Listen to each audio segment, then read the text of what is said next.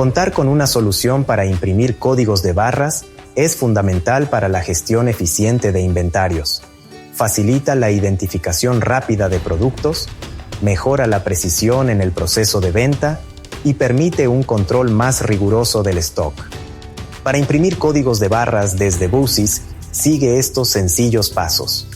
Primero, accede al menú, selecciona Productos y luego Inventarios. Busca el producto del cual deseas imprimir el código de barras. Una vez encontrado, haz clic en los 3 puntos en la esquina superior izquierda y selecciona la opción Barcode. Esta opción abrirá una pantalla de impresión con el código de barras que has registrado en la ficha del producto. Si aún no has agregado tus códigos de barras, simplemente haz clic en el botón Editar del producto y rellena la casilla Barcode con el número correspondiente. Luego, regresa a la opción de código de barras y procede a imprimir. Si necesitas más información o asistencia adicional, no dudes en contactarnos. Estamos aquí para ayudarte a maximizar las funcionalidades de BUSYS.